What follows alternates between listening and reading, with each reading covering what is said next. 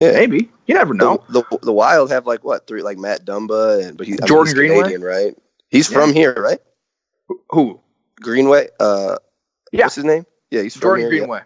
Yep. Yeah, he's a big dude, man. Yeah, for sure. You mentioned growing sports, though. I want to close the show today talking about UFC 229 that's coming up this weekend. Mm-hmm. Conor McGregor, his return to the octagon versus Khabib, whose last name I'm not going to even try to pronounce. Are you going to be watching via pay-per-view this weekend? Are you going to go to a bar to check it out? Do you care about Conor McGregor? I can't put my finger on the pulse for this fight. Like, as an avid UFC fan, it just seems like the buildup and the buzz around a Conor McGregor fight is not what it's been like before. Yet, the projections are that it's going to do 3 million plus pay-per-view buys, which would be a UFC record. So I'm kind of confused right now.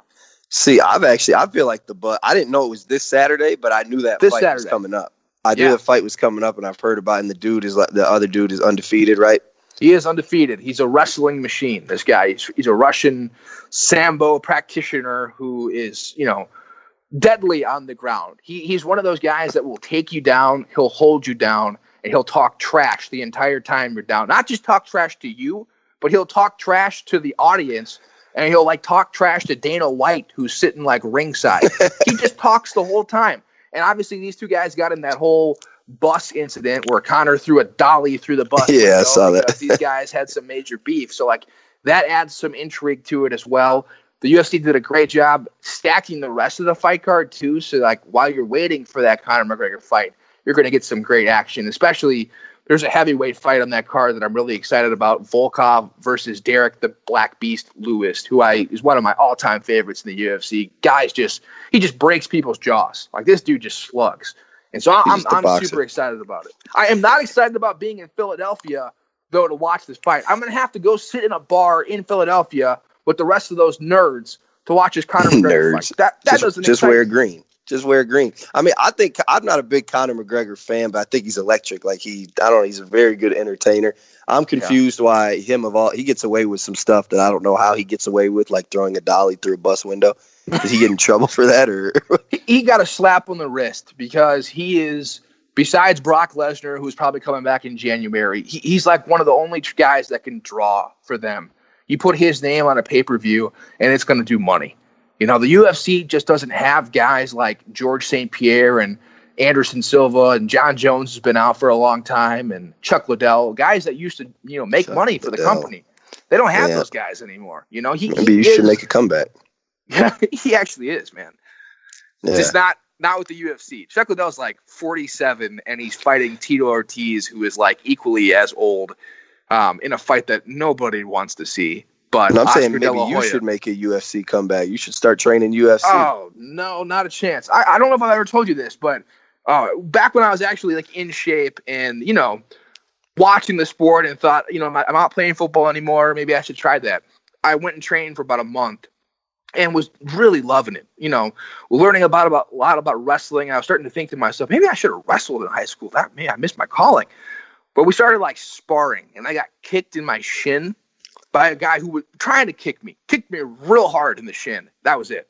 I don't know if you've ever been kicked real hard in the shin before, but it's one of the worst things in life. I quit right then. I was like, oh, can't do it. Don't want to get kicked in the shin. Never again.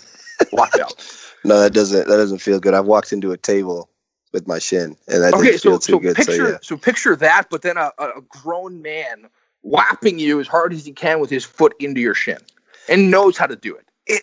Oh, God. That sounds awful. I'm sitting here, and I'm already just cold, and just envisioning the sensation of that with a cold body just doesn't feel good at all.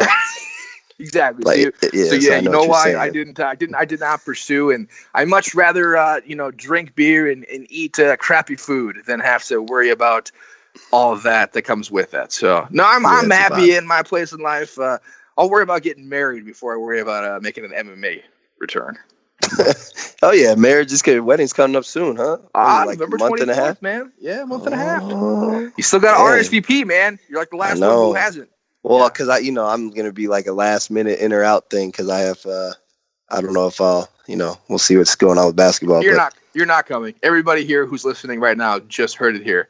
Jordan is not coming. The wavering, the faltering in his voice. There's no chance. I have had to RSVP to a wedding 3 days before because I had no idea if I was going to be able to go. I RSVP'd 3 days before and then had to cancel the day before because I got a contract the day after. So, yes, I'm the worst wedding guest to have if your wedding is after September 1st. So have summer. If you want me there, have summer weddings if you need a guarantee. Well, there you go. I'm not having one. It's already set in stone. I'm not changing it because we talked about MMA. If I changed the wedding date, I'd be in a full-on MMA fight with my fiance, and trust me, she would kick my butt. So I am not touching the date. You know what? She just let me buy a new car. And so right now she is so high on my good gracious. I don't want to piss her off in the slightest. I watched a chick flip with her last night. Not even one complaint. Hey, do you want to watch this? Absolutely. Yes, I do. Put it on right now. I will. What was the name of it? What'd you watch? Oh gosh, I can't even remember. It was some like singing movie that had Nick Offerman from. Is that his name? Used to be in Community. It was a musical though. That's where I was at last night.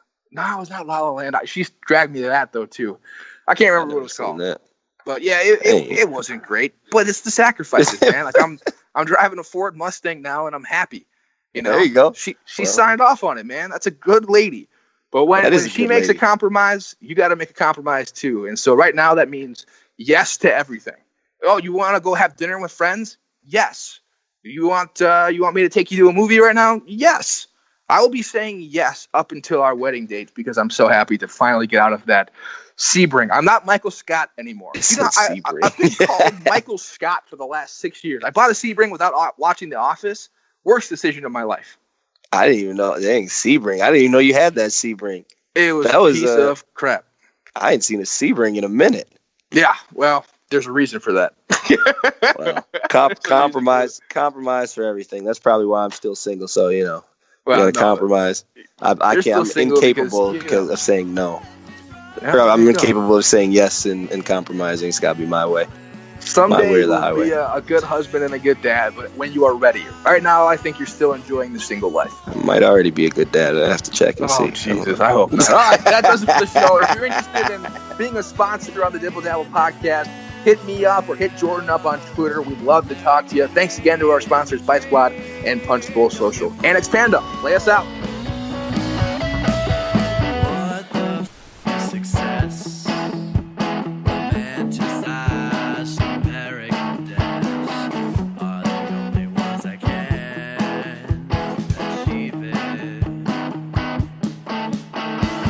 it. You just want to provide the best service you can. And you know marketing is vital to build your business, but it's also overwhelming and confusing. Successful Marketing Group is passionately committed to businesses, helping them get found, get customers, and build dreams. Successful Marketing Group understands your problems and truly wants to help you be successful, providing digital marketing packages with proven results. Go to successfulmarketinggroup.com/Cheryl Reeve for a free 45-minute audit and action plan. That's successfulmarketinggroup.com/Cheryl Reeve.